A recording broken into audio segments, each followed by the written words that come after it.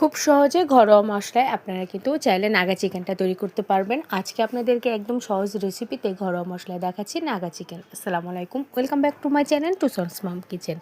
কাছে কিংবা দূরে, দেশ বা দেশের বাইরে যে যেখান থেকে আজকে আমার রেসিপিটি দেখছেন, আশা করি সবাই ভালো আছেন। নাগা চিকেন তৈরি করার জন্য এখানে আমি নিয়েছি 2টো বম্বে মরিচ, 3টি কাঁচামরিচ, 1 মুঠ পরিমাণ ধনিয়া পাতা। এগুলো বেটে নিব।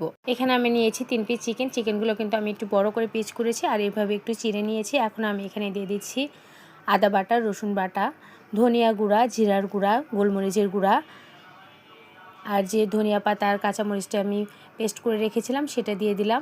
1 চা চামচ পরিমাণের মতো সয়া সস, লেবুর রস, স্বাদ মতো লবণ আর সামান্য একটু দিয়েছি গরম মশলা গুঁড়া। খুব ভালোভাবে এখন সব কিছু মিশিয়ে নেব। নিয়ে আমি এটা রেস্টে রেখে দিচ্ছি 3 ঘন্টার জন্য।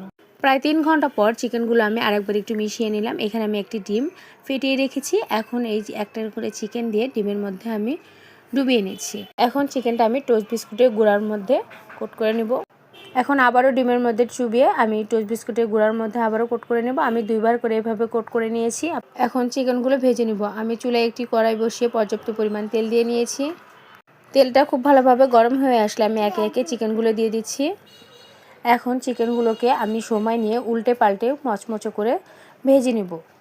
চিকেনগুলো আমার এক পাশ ভাজা হয়ে গেছে। এখন আমি একে একে চিকেনগুলো উল্টিয়ে দিচ্ছি। এখন অপর পাশেও খুব ভালোভাবে আমি এটা ভেজে নিব। আমার টোটাল চিকেনগুলো ভাজতে প্রায় 10 থেকে 15 মিনিট সময় লেগেছে। আমার চিকেনগুলো ভাজা হয়ে গেছে। আমি একে একে চিকেনগুলো উঠিয়ে নিচ্ছি।